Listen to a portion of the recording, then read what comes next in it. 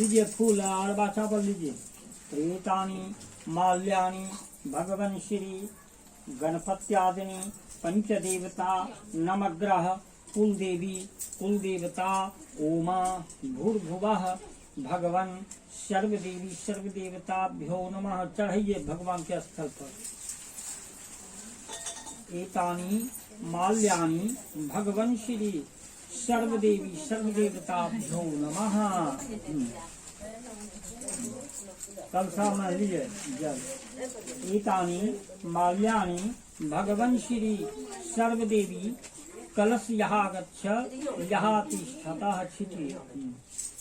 ओम श्री शंकर पार्वते यहाँ गच्छ यहाँ तिष्ठतः क्षिति। कलशा पर दीजिए, पैसा चढ़ाइए कलशा में। कलशा में दे दिए पैसा, भगवान के स्थल पर दे दिए, चढ़ाए चढ़ाइए। कलशा में दीजिए, भगवान के स्थल पर चढ़ाइए। पूजन करने के बाद कथा सुनो। सूजी कहते हैं, मंगलाओं की माला से जिन पार्वती का क्लेश पुत्र अंकित है और मंडलों की माला ने जिन पर शिव जी दिगंबर रंगे हैं, ऐसी पार्वती जी की तथा शिव जी को प्रणाम मैं करता हूँ। अश्वन कैलाश पर्वत के शिखर पर बैठी हुई भीम पिताजी के कहते हैं कि महेश्वर हमें कोई गुप्त व्रत या पूजन बतलावें जो सब धर्मों से सरल हो, जिसमें परेशानी में कम करना पड़े। हे प्रभु, इस तप व्रत और दान आदि मध्य तथा अंत सहित जैसे महाप्रभु प्राप्त हुए हैं। शिव जी बोलते हैं कि हे देवी सुनो, मैं तुमसे एक व्रत जो मेरा अस्त्र और छिपाने योग्य है, लेकिन तुम्हारे प्रेम के वशीभूत होकर मैं तुमसे मैं कहता हूँ। नदियों में गंगा, पुराणों में महाभारत, वेद में राम वेद और इंद्रों में मन श्रेष्ठ हैं। सब पुराणों और वेदों का जिस तरह कहा गया है, मैं तुमसे एक प्राचीन व्रत में बतलाता हूँ। क्योंकि मेरे प्यासी हो भद्रपद मास में हस्त नक्षत्र में युक्त शुक्ल पक्ष की तृतीया तिथि को इनका अनुष्ठान मात्र करने से स्त्रियों पापों से मुक्त हो जाती है। पार्वती जी ने पूछा कि हे नाथ, मैंने क्यों यह व्रत किया था? और यह इधर की ओर से एक बड़ा स्वर्ण पार्वती था। श्वेत हिमवान नामक नाना प्रकार के पक्षियों और अनेक प्रकार के पशुओं उस पर निवास करते हैं। पक्षीगण सर्वदा प्रसन्न मन से विचारते हैं।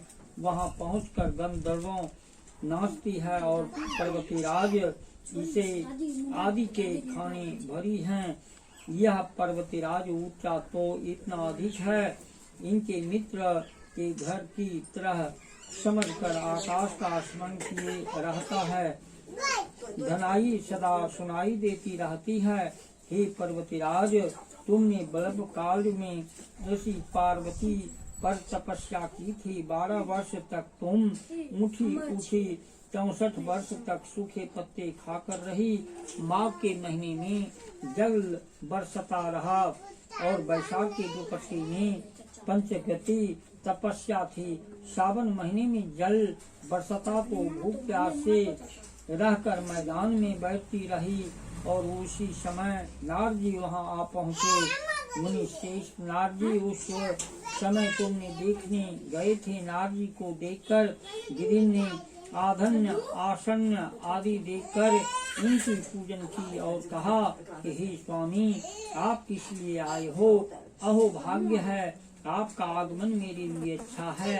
नारद जी ने कहा कि पर्वतीराज सुनो, मैं भगवान विष्णु का भेजा हुआ आपके पास आया हूँ। आपको चाहिए यह योग कन्या रतन किसी भगवान को योग देखकर मुनिराज नारद आकाश में विलीन हो गए और यह पीताम्बर शंख चक्र गदा धारी भगवान विष्णु के पास पहुँचे।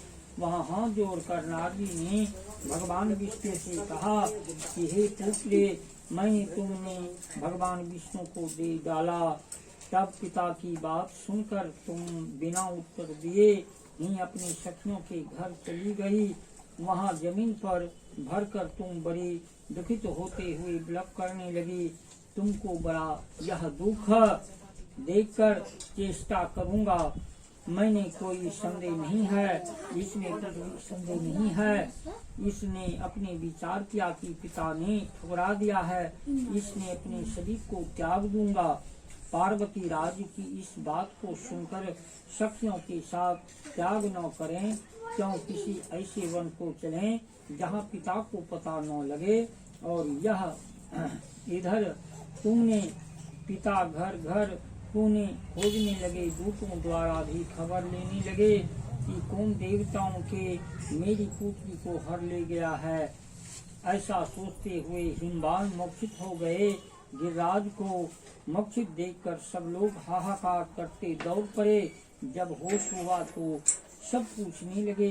हिमवान ने कहा कि आप लोग मेरे दुख का कारण सुनो, न मालूम कौन मेरी कन्या को हर ले गया है। ऐसा नहीं हुआ तो इसे किसी काले सांप को काट लिया था। सिंह आदि भालुओं ने वृक्ष वह वन भी सिंह भालू हिंसक जंतुओं से बड़ा भयानक हो रहा था।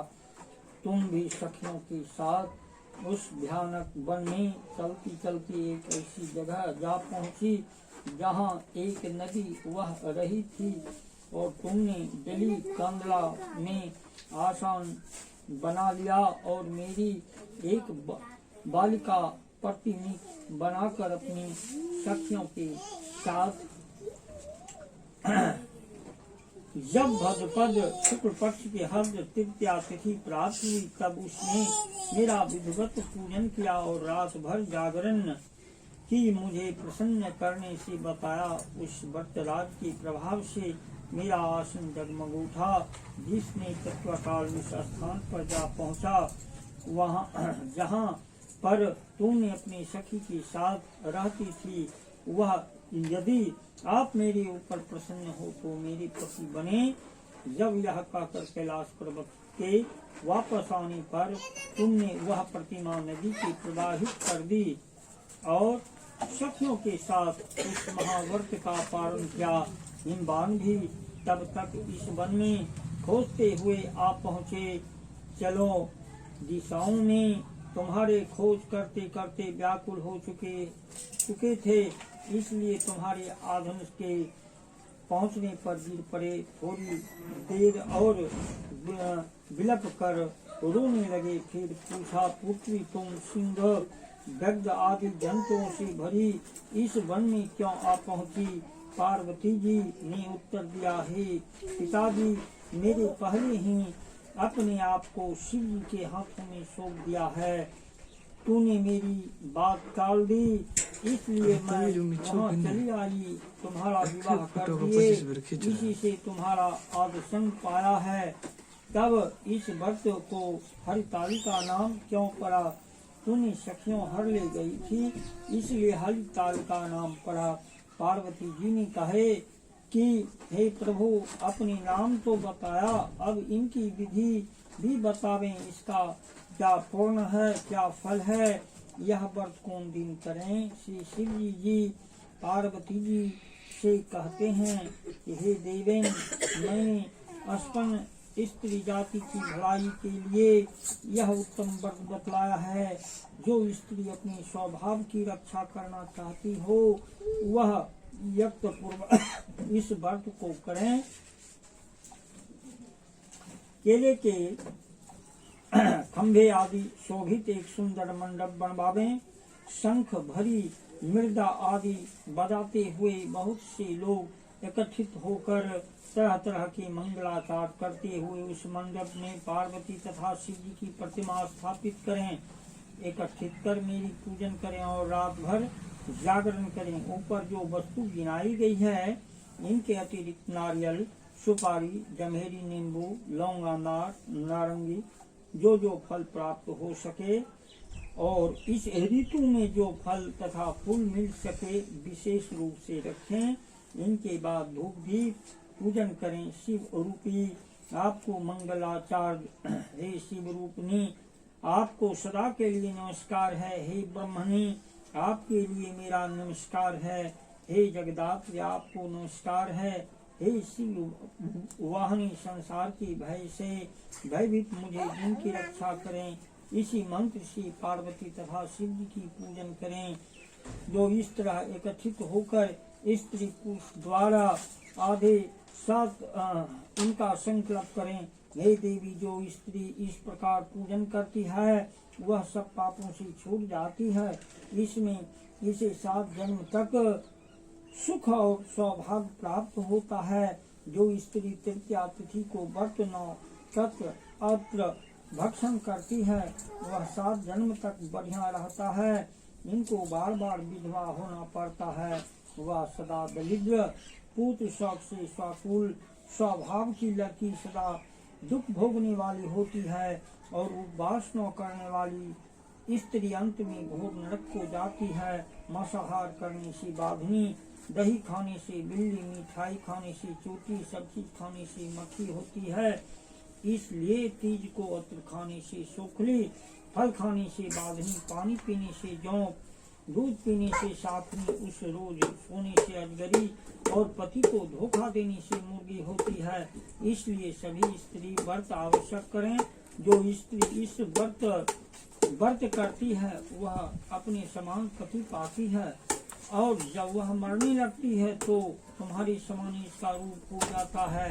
इस सब प्रकार से सांसारिक भोग और समुक्त मिल जाती है। इस हरितालिका की व्रत कथा मात्र सुन लेने से प्राणियों को 1000 अश्वमेध और सैकड़ों बार के यज्ञ करने का फल प्राप्त होता है। हे देवेंद्र, मैंने यह सब व्रतों में उत्तम व्रत में बतलाया जिनके करने से प्राणी सब पापों से छूट जाता है। इसमें कुछ भी संदेह नहीं करना चाहिए। भोरे हवन कर लेबे गात्री माता सब ठीक है। आरती कर सांख्य काम नहीं बने, सब पूजा अलग अलग ढंग से।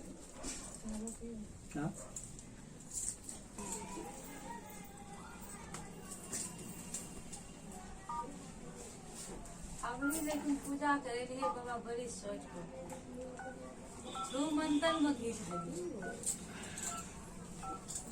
कल के कहानी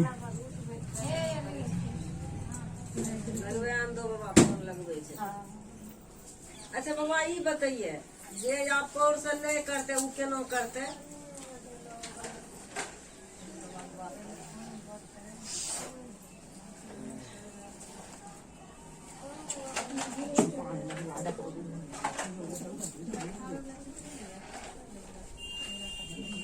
की बोलिए जे आप कौर से नहीं करते वो केना करते? वो जैसे विसर्जन कर देते आरती कर। वह तो पूछलिए, हमें क्या लोग से पूछलिए न, कल के कि जना नहीं करे के मन छे न तो गए न छोड़ दे। कल के कर दे छे आ जे दलिया छे न पंडित जी के मंदिर में दे दे छे। सब मंदिर में कहने देते की अपने बोले बाबा छेबे करत फिर मंदिर। देखिए बता दे, बताइए वह तो अपने से पूछ। मंदिर दोसर चीज छिके सरकार, ब्राह्मण दोसर चीज छिके, अंतर तो छै। वहाँ जे छै वहाँ क्या गो पंडित जी छै? शिव जी नाम छिके। पिछला कमेटी में होने चाहिए गाड़ियां पे किलो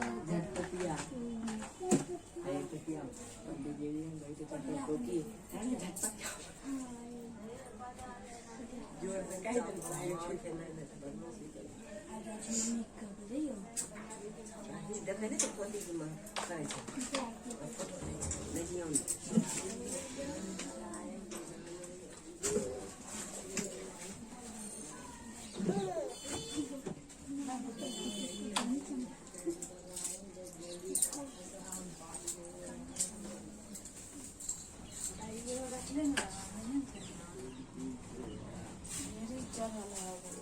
चलो बड़े सबको चढ़ा दी, सबको लहा ला के करबी ना तो सबको चढ़ा दी।